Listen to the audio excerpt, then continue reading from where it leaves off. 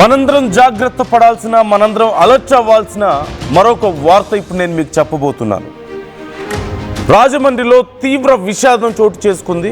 కల్తీ పాలు తాగిన ఘటనలో 2 ప్రాణాలు కోల్పోయారు. చౌడేశ్వర నగర్కు చెందిన కృష్ణవేణి 85 సంవత్సరాలు, అలాగే కనకరత్నం 70 సంవత్సరాలు. వీరిద్దరూ చికిత్స పొందుతూ ప్రాణాలు కోల్పోయారు. ఆసుపత్రిలో మరొక 13 మంది బాధితులకు ఇప్పుడు ట్రీట్మెంట్ జరుగుతోంది. వీరిలో 5గురి పరిస్థితి విషమంగా ఉన్నట్లుగా తెలుస్తోంది. వీళ్ళందరూ కూడా కల్తీ పాలు తాగిన వాళ్ళు. కల్తీ పాలు తాగిన బాధితుల్లో వీళ్ళందరిలో చాలా వరకు అనూరియా అనే ఒక హెల్త్ కండిషన్ వచ్చినట్లుగా తెలుస్తుంది. అనూరియా అంటే కిడ్నీలు పాడైపోయి మూత్రం ఆగిపోవడం. కల్తీ పాలు తాగడం వల్లే ఈ సమస్య వచ్చిందా అన్న కోణంలో ఇప్పుడు విచారణ జరుగుతోంది. కల్తీ పాలు అమ్ముతున్న వ్యాపారిని ఇప్పటికే పోలీసులు అరెస్ట్ చేసినట్లుగా తెలుస్తోంది. పరీక్షల కోసం ఆ పాలను ల్యాబ్కి కూడా పంపించారు అధికారులు.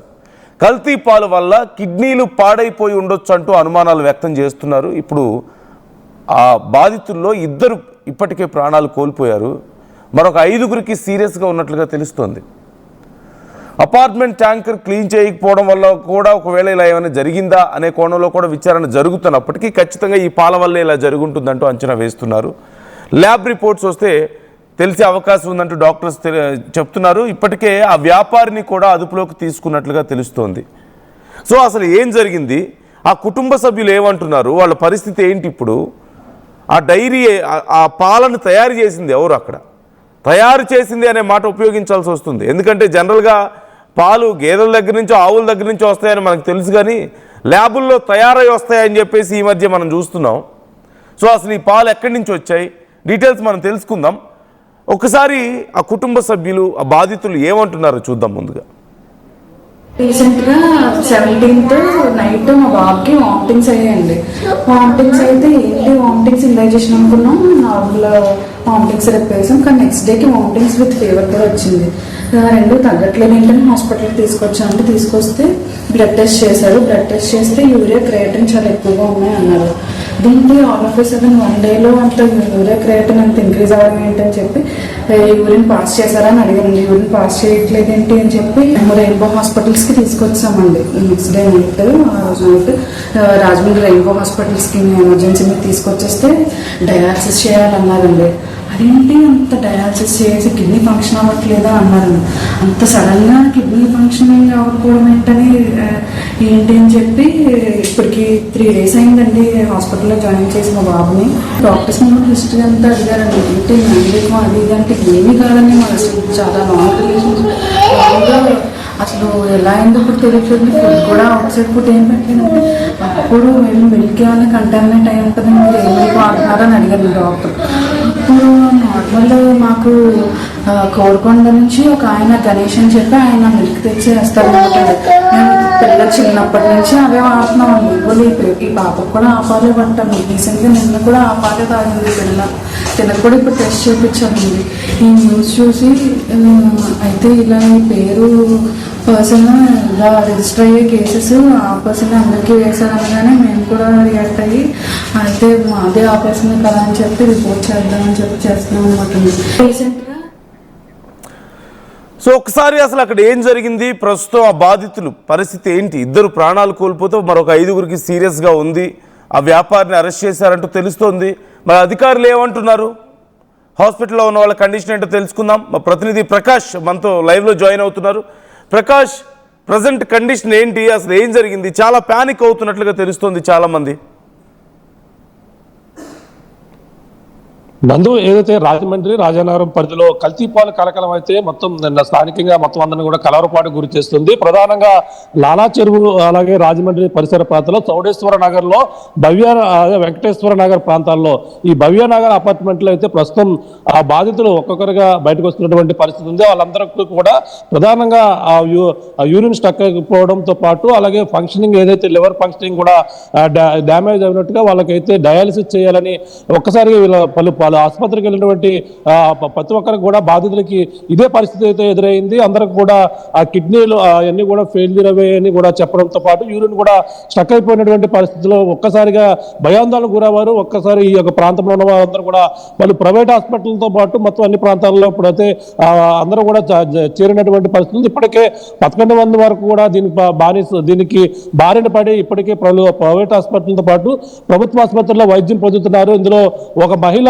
నిన్నైతే మృతి చెందినటువంటి పరిస్థితి ఉంది. మరొక బాలుడికి కూడా ఈ డయాలసిస్ చేయాలని వైద్యులు కూడా సూచించిన నేపథ్యంలో ప్రస్తుతం ఈ పరిస్థితి మొత్తం అందరూ కూడా చాలా భయాందోళనకు గురవుతున్నారు. ప్రధానంగా ఒక పాలు ఏదైతే కోరుకొండ మండలంలో ఉన్నటువంటి నర్సాపురం గ్రామానికి చెందినటువంటి ఒక పాల వ్యాపారి పాలు వాడడం వల్లే అతను పాలు ఎవరైతే సప్లై చేస్తున్నారో ఆ యొక్క కుటుంబం ఎవరైతే ఉన్నారో వాళ్ళకి సంబంధించిన ప్రతి ఒక్కరు కూడా ఈ విధంగా వరుసగా హాస్పిటల్ పాలు అవుతున్నటువంటి పరిస్థితి ఉంది. ముఖ్యంగా ఈ ఆ కల్తీ పాల వల్ల ఈ విధంగా జరిగి ఉండొచ్చు అనేది కూడా ఒక పక్కన అనుమానం వ్యక్తం చేస్తున్నారు. అంతేకాకుండా ఈ రాజమండ్రి చౌడేశ్వర నగర్ లో ఉన్న భవ్య అపార్ట్మెంట్ లో అయితే వాళ్ళందరినీ అంటే మంచినీటి ట్యాంకర్ క్లీన్ చేయకపోవడం వల్ల వచ్చింది, ఈ పాలు తాగడం వల్ల వచ్చిందనే కోణంలో పోలీసులతో పక్కన వైద్య శాఖ అధికారులతో పాటు అలాగే సంబంధించినటువంటి ఆరోగ్య శాఖ అధికారులు మొత్తం అంతా కూడా ఇప్పటికే నిన్న నుంచి కూడా చేరుకున్నారు. శాంపిల్స్ అన్ని కూడా సేకరిస్తున్నారు.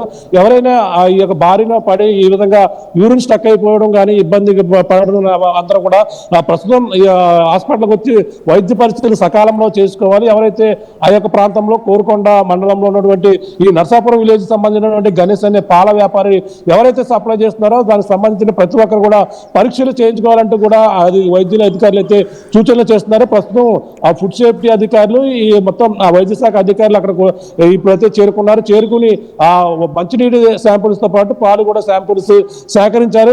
మొత్తం అందరూ కూడా జాగ్రత్తగా ఉండాలంటూ కూడా చెప్పుకొస్తున్నటువంటి పరిస్థితి ఉంది. కానీ కొంతమంది ఇప్పటికే ఒక మహిళ చనిపోవడం, మరో మహిళ పరిస్థితి విషమంగా ఉండడం పాటు బాలుడి యొక్క కండిషన్ ఒకరికైతే ఆ ఫంక్షనింగ్ యూరిన్ ఫంక్షనింగ్ కూడా స్టక్ అయిపోవడం నేపథ్యంలో డయాలసిస్ చేయాలని కూడా వైద్యులు చూపించడంతోనే ఒక్కసారిగా ఏం జరిగిందనేది కూడా తెలియని పరిస్థితి ప్రస్తుతం ఈ యొక్క ప్రాంతాల్లో కనబడుతుంది. అలాగే ఉదయం లేస్తే చాలు మనం ఆ పాలు తాగాలి, అలాగే ఉదయం లేస్తే పాలు నీరు తాగాలి, ఇటువంటి వాటి తాగడం వల్లే ఇటువంటి పరిస్థితులు వచ్చిన నేపథ్యంలోనే ప్రస్తుతం ఇప్పుడు రాజమండ్రి పరిసర ప్రాంతాల్లో ప్రతి ఒక్కరు కూడా భయాందోళనకు గురవుతున్నటువంటి పరిస్థితి ప్రధానంగా కనబడుతుంది. అంటే పాలు కల్తీ వల్లే ఈ పరిస్థితి దాపరించిందా, మొత్తం ఏం జరిగిందనేది కూడా చౌడేశ్వర నగర్ తో పాటు అలాగే వెంకటేశ్వర నగర్ ప్రాంతాల్లో ఈ భవ్యనగర్ అపార్ట్మెంట్ లో ముఖ్యంగా ఒకే కుటుంబానికి చెందిన వారు అయితే ఎక్కువగా ఎఫెక్ట్ అయినటువంటి పరిస్థితి ఉంది. ఇది దేని వల్ల వచ్చింది అనేది కూడా పూర్తిగా నిర్ధారణకైతే అధికారులు అయితే రావాల్సిన అవసరం అయితే ప్రధానంగా కనబడుతుంది. నందు, హాస్పిటల్లో మరొక 5 మెంబర్స్ కి సీరియస్ గా ఉందంటూ తెలుస్తుంది. వాళ్ళ కండిషన్ ఎలా ఉంది? అంటే మొత్తం అందరూ కూడా 11 మంది వరకు కూడా దీని ఎఫెక్ట్ అయ్యారు. 11 మందిలో ఇప్పటికే బాలుడికి అంటే మనం చూసాం ఒక బాలుడి యొక్క పరిస్థితి హాస్పిటల్లో ప్రాణాపాయ స్థితిలో ఉన్నారు. అతను వెంటిలేటర్ పైనే ప్రస్తుతం చికిత్స అందిస్తున్నటువంటి పరిస్థితి ఉంది. అంటే చిన్న పిల్లవాడికి డయాలసిస్ చేయవలసిన అవసరం వచ్చిందని కూడా తెలియని పరిస్థితి. అంటే పాలు తాగడం వల్ల ఇటువంటి పరిస్థితులు వచ్చాయని కూడా అప్పుడైతే అనుమానం అయితే వ్యక్తం చేస్తున్న నేపథ్యంలోనే ఇప్పుడు 11 మంది వరకు ఎఫెక్ట్ అయిన నేపథ్యంలో ఒక మహిళ ఇప్పటికే చనిపోయారు. తను పాలు తీసుకోవడం వల్ల చనిపోయిందా, వేరే కారణాల వల్ల చనిపోయిందని కూడా అధికారులు ఇంకా నిర్ధారించవలసిన అవసరం అయితే ఉంది. మరొక బాలుడి పరిస్థితి బాగోలేదు, మరొక మహిళ పరిస్థితి కూడా బాగోలేదు. అందరూ కూడా 11 మంది వరకు ఇప్పుడు ప్రస్తుతం అందరూ కూడా చికిత్స పొందుతున్నటువంటి పరిస్థితి ఉంది. అలాగే స్థానిక ఉన్నటువంటి మంత్రి ఎవరైతే ఉన్నారో కందులు దుర్గేష్ కూడా వాళ్ళకి సరైన వైద్య సౌకర్యం అందించాలని కూడా వైద్యులకైతే సూచనలు అయితే చేస్తారు. ఇది దేని వల్ల జరిగిందనేది కూడా పూర్తి విచారణ అయితే ఇప్పుడు నిన్న నుంచి పాల వ్యాపారి ఎవరైతే ఉన్నారో కోరుకొండ ఆ పోలీసులు అయితే ఆ ఇంటికి వెళ్ళారు. ఆ ఇంట్లో ఉన్నటువంటి శాంపిల్స్ అన్ని కూడా సేకరించారు. శాంపిల్స్ సేకరించి ఆ పాలు మొత్తం అన్ని కూడా తీసుకుని దేనివల్ల వచ్చిందనే కోణంలో అయితే ప్రస్తుతం అయితే విచారణ అయితే కొనసాగుతుందని చెప్పాలి. నందు, రైట్ ఎప్పటికప్పుడు అప్డేట్స్ అందిస్తుండండి ప్రకాష్ ఈ అంశానికి సంబంధించి. Thanks for the details.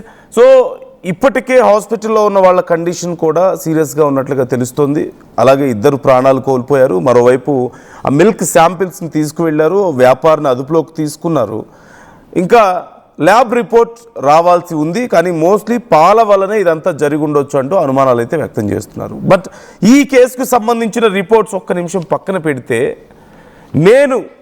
మీరు మనందరం ఒప్పుకోగలిగిన ఒక విషయం ఏంటంటే ఖచ్చితంగా మనలో 50% మంది ఇప్పుడు మిల్క్ని కన్జ్యూమ్ చేస్తున్న వాళ్ళలో సుమారుగా 50% మంది కల్తీ పాలనే తాగుతున్నాం. లేదు, ఇంకా కరెక్ట్గా చెప్పాలంటే 60 నుంచి 70% మంది క్వాలిటీ లేని పాలనే తాగుతున్నాం. హార్డ్లీ 100లో 20 లేదా 30% మంది మాత్రమే మంచి పాలను, 100 ప్యాకెట్లు తీసుకుంటే అందులో 20 లేదా 30 లోపే మంచి పాలు.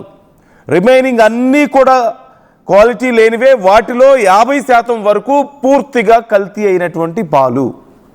అవి తాగుతూ పోతే మీ పిల్లల ఆరోగ్యం, మీ ఆరోగ్యం చెడిపోతుంది ఖచ్చితంగా. ఎందుకంటే భారతదేశంలో డిమాండ్ రోజు రోజుకి పెరుగుతున్నటువంటి పరిస్థితి.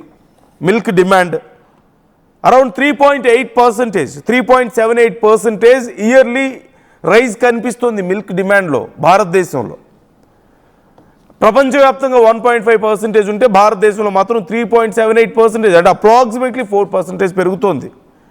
లాస్ట్ డికేడ్లో చూస్తే, అంటే గత 10 సంవత్సరాల్లో చూస్తే 63.56% మిల్క్ ప్రొడక్షన్ పెరిగింది.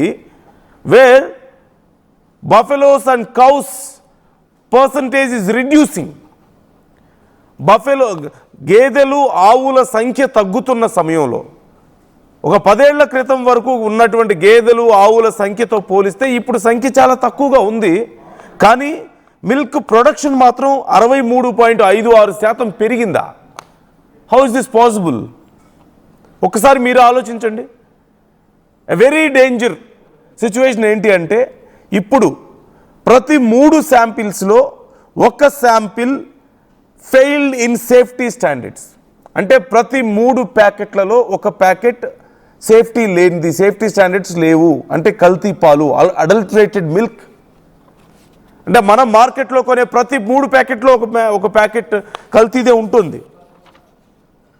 ఇక మరొక భయంకరమైనటువంటి వార్త నేను మీకు చెప్పనా? ఇది కేవలం ఇప్పుడు నేను చెప్తున్న ప్లేస్కు మాత్రమే కాదు, it is there in everywhere in India.